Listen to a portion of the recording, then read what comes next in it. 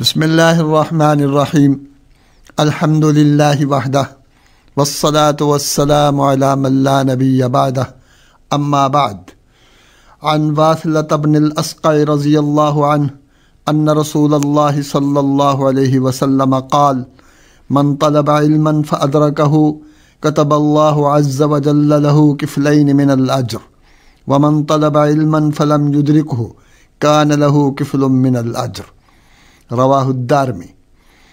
حضرت واثلہ بن الاسقع رضی اللہ عنہ سے روایت ہے، کہتے ہیں کہ رسول اللہ صلی اللہ علیہ وسلم نے فرمایا، جس شخص نے علم حاصل کرنے کی کوشش کی اور اسے حاصل کرنے میں کامیاب رہا، اللہ پاک اس کے لیے 2 اجر لکھتے ہیں، اور جس شخص نے علم حاصل کرنے کی سعی کی اور اسے نہ پا سکا تو اللہ پاک اس کے لیے 1 اجر لکھ دیتا ہے۔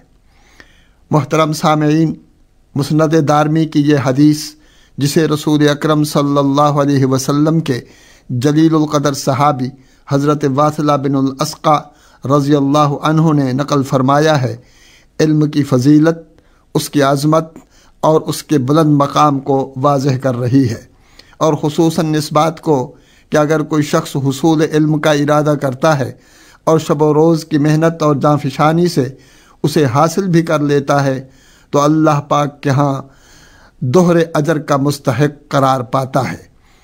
1 اجر اس کی محنت کا ہے اور دوسرا علم کو حاصل کر لینے کا ہے، اور اگر محنت کے باوجود اس علم کو حاصل نہیں کر پایا تو پھر بھی 1 اجر کا تو بہرحال مستحق قرار دیا جاتا ہے۔ واقعتاً یہ علم کی توقیر و تعظیم کا ایک بہت ہی جداگانہ پہلو ہے۔ یہی وجہ ہے کہ رسول اکرم صلی اللہ علیہ وسلم کے ذات گرامی پر جو پہلی وحی نازل ہوئی وہ علم ہی سے متعلق ہے۔ 5 آیات مبارکہ کی اس وحی میں 2 مرتبہ لفظ اقرأ ہے، جس کے معنی ہم سب جانتے ہیں کہ اس کا مطلب ہے آپ پڑھیے۔ 2 مرتبہ علامہ کا لفظ آیا ہے، اور جس میں تعلیم دینے کی نسبت اللہ پاک نے اپنی ذات جل مجدہ کی طرف کی ہے، یعنی اس نے تعلیم دی یا اس نے سکھایا۔ ایک بار لفظ علم سے مشتق لم یعلم کا جملہ موجود ہے، جس میں یہ نکتہ پنہاں ہے کہ انسان کو اللہ پاک بے علم نہیں چھوڑنا چاہتا، بلکہ اسے علم کی دولت سے نوازنا چاہتا ہے۔ آیت مبارکہ کا پورا متن اس طرح ہے، علم الانسان ما لم یعلم، یعنی اس نے انسان کو وہ پڑھایا جس کا اس کے پاس علم نہ تھا۔ پھر علم کے حصول کے عظیم الشان ذریعہ کا ذکر فرمایا جو قلم ہے، فرمایا علم بالقلم، اور قرآن پاک کی ایک سورت کا نام ہی القلم ہے، جس میں علام الغیوب ذات نے قلم اور قلم سے لکھی جانے والی سطروں کی قسم کھائی ہے، فرمایا ہے والقلم وما یسطرون۔ بلا شبہ یہ بہت بڑے اعزاز کی بات ہے علم کے لیے، علم سے بھری کتابوں کے لیے اور علم کی محنت کرنے والوں کے لیے۔ یہ خالق کائنات کی شہادت ہے، اور اس سے بڑھ کر اور کوئی شہادت ہو نہیں سکتی۔ علم سے چونکہ ترقی کی نئی راہیں کھلتی ہیں، اس لیے رسول اللہ صلی اللہ علیہ وسلم کی وساطت سے امت کے ہر فرد کو یہ دعا تلقین کی گئی ہے کہ وہ اللہ پاک سے اپنے علم میں اضافہ کی استدعا کرے اور رب زدنی علما کے آسمانی جملے سے اپنی علم مراد اور احتیاج کا اظہار کرے۔ اس پس منظر میں رسول اکرم صلی اللہ علیہ وسلم دعا فرمایا کرتے تھے، اللہم انفعنی بما علمتنی وعلمنی ما ینفعنی، کہ اے اللہ میرے لیے نفع بخش بنا اس علم کو جو آپ نے مجھے عطا فرما دیا ہے، اور مجھے ایسا علم عطا فرما جو میرے لیے نفع مند ہو۔ یہ بڑی جامع دعا ہے جس میں نفع بخش علم کی التجا کی گئی ہے، جس علم سے آگاہی، شعور، حق و باطل کی تمیز، حقوق و فرائض کی معرفت، والدین کی خدمت و ادب، اساتذہ کا احترام، انسانیت کی قدر، ہمدردی و غمخواری، اخلاق فاضلانہ، حلم و تواضع، اصول پسندی، حسن معاشرت، اور سب سے بڑھ کر یہ کہ اپنے خالق و مالک کے آگے نیاز مندی، رسول اکرم صلی اللہ علیہ وسلم کی فرما برداری اور اپنے دین سے وفا شعاری کا سبق ملے تو فی الحقیقت یہ علم نہایت ہی نفع بخش علم ہے، اور اللہ یہ علم ہر ایک کو عطا فرمائے۔ اور اگر خدا نہ خواستہ علم کے حصول سے انسان کے اعلیٰ اخلاق و کردار کی آبیاری نہیں ہوتی تو پھر یہ ایک بوجھ کے سوا کچھ نہیں جسے وہ اپنے پشت پر لیے پھر رہا ہے۔ امت یہود کے بارے میں یہی ارشاد ہوا کہ انہیں تورات کا علمی خزانہ دیا گیا مگر وہ اس کے اٹھانے سے قاصر رہے، تو ان کی مثال ایسی ہے جیسے دراز گوش پر کتابیں لاد دی جائیں۔ مطلب یہ ہے کہ علم اپنی ذات میں بہت کم ہی مضر ہوتا ہے، اس کے حاصل کرنے والے ہی اس سے مخلص نہیں ہوتے، تب وہ خود بھی نقصان میں رہتے ہیں اور دوسروں کے لیے بھی مضرت کا باعث بنتے ہیں۔ علم الادیان ہو یا علم الابدان، دونوں ہی خلق خدا کی نفع رسانی کے لیے ہیں۔ ہر سکالر، ریسرچر، استاذ اور طالب علم کا صرف اور صرف یہی مطمع نظر ہونا چاہیے۔ قابل ستائش ہیں وہ لوگ جو طلب علم کی راہوں کے مسافر ہیں اور اپنی شب و روز اسی محنت میں ہیں کہ کسی نہ کسی طرح انسانیت کو سکھ اور چین مل سکے، اور علم اس کے لیے مؤثر ترین ہتھیار ہے۔ ہمیں آج جو شعبۂ زندگی میں آسانیاں میسر ہیں اور وہ اسی علمی تحقیق کی مرہون منت ہیں، آج کی حدیث مبارک میں اسی چیز کی حوصلہ افزائی کے ساتھ ساتھ دوہر اجر کی بھی خوشخبری سنائی گئی ہے۔ حضرات محترم، ذہن نشین رہنا چاہیے کہ قرآنی آیات اور احادیث نبویہ میں جن میں علم کی فضیلت، مرتبہ اور اس کے تحصیل پر زور دیا گیا ہے، بلا شبہ اس سے مراد علم دین ہے جس کو دیگر علوم و فنون پر فوقیت حاصل ہے۔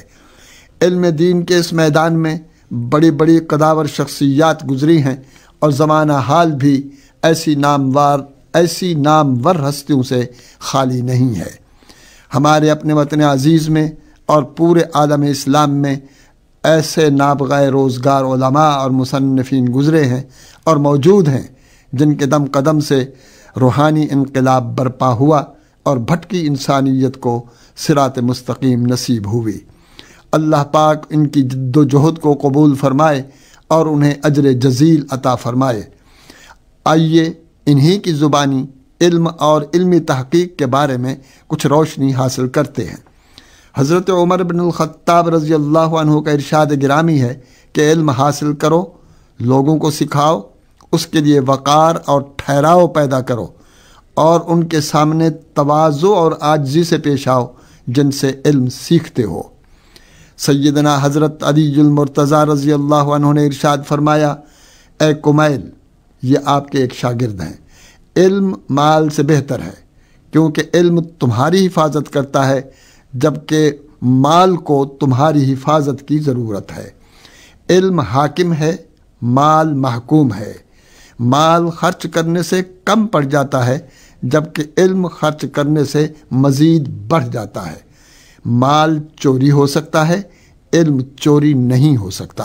حضرت عبداللہ بن مسعود رضی اللہ عنہ فرماتے ہیں کہ کوئی شخص پیدا ہوتے ہی عالم نہیں بن جاتا، علم تو پڑھنے ہی سے آتا ہے۔ حضرت معاذ بن جبل رضی اللہ عنہ کا ارشاد ہے کہ علم سیکھو کہ اس کا سیکھنا اللہ سے ڈر رکھنے کا سبب ہے، اس کا طلب کرنا عبادت ہے، علمی گفتگو کرنا تسبیح ہے، علم کے لیے جد و جہد کرنا جہاد ہے، کسی بے علم کو سکھانا صدقہ ہے، تنہائی میں علم دوست ہے، اخلاق کی خوبصورتی ہے، اہل علم سے ملائکہ محبت کا اظہار کرتے ہوئے انہیں اپنے پروں سے مس کرتے ہیں۔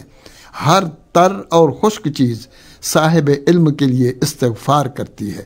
علم ہی کے ذریعے سے رشتہ داروں سے صلہ رحمی کی جاتی ہے، علم ہی سے حلال و حرام کی تمیز ہوتی ہے۔ فرمایا، علم عمل کا امام ہے اور عمل اس کا تابع ہے۔ علم انہی کو ملتا ہے جو سعادت مند ہوتے ہیں، اور وہی اس سے محروم رہتے ہیں جو بدبخت اور شقی ہوتے ہیں۔ حضرت حسن بصری رحمہ اللہ فرماتے ہیں، علم کے بغیر عمل کرنے والا عموماً راستہ سے ہٹا ہوا ہوتا ہے، اور علم کے بغیر عمل کرنے والا اصلاح سے زیادہ فساد اور بگاڑ کا سبب بنتا ہے۔ حضرت امام شافعی رحمۃ اللہ علیہ کا قول ہے، علم حاصل کرنا نفل نماز پڑھنے سے افضل ہے۔ حضرت امام احمد بن حنبل کا فرمان ہے کہ لوگ کھانے کی نسبت علم کے زیادہ محتاج اور ضرورت مند ہیں، کیونکہ کھانے کی ضرورت دن میں 2 یا 3 بار ہو سکتی ہے، مگر علم کی ضرورت ہر سانس کے ساتھ ہوتی ہے۔ سو ان اقوال زرین سے یہ حقیقت کھل کر سامنے آ جاتی ہے کہ علم دین سے عقائد و عبادات کی اصلاح ہوتی ہے، اس سے اللہ کا خوف پیدا ہوتا ہے، خلق خدا کے لیے تواضع اور انکسار وجود میں آتا ہے، انسان کی قدر و منزلت بڑھتی ہے، اور سب سے بڑھ کر یہ کہ علم کی طلب کی راہ دراصل جنت کی راہ ہے۔ اگر اس کے پا لینے کی راہ ہموار ہو گئی تو دوہرا اجر ہے، ورنہ ایک اجر کی ضمانت تو بہرحال دی گئی ہے۔ اللہ پاک ہم سب کو علم کی حلاوت اور چاشنی نصیب فرمائے، آمین۔ وآخر دعوانا ان الحمد للہ رب العالمین۔ This program is the sole property of Pakistan Broadcasting Corporation, Islamabad. Piracy in this regard is illegal.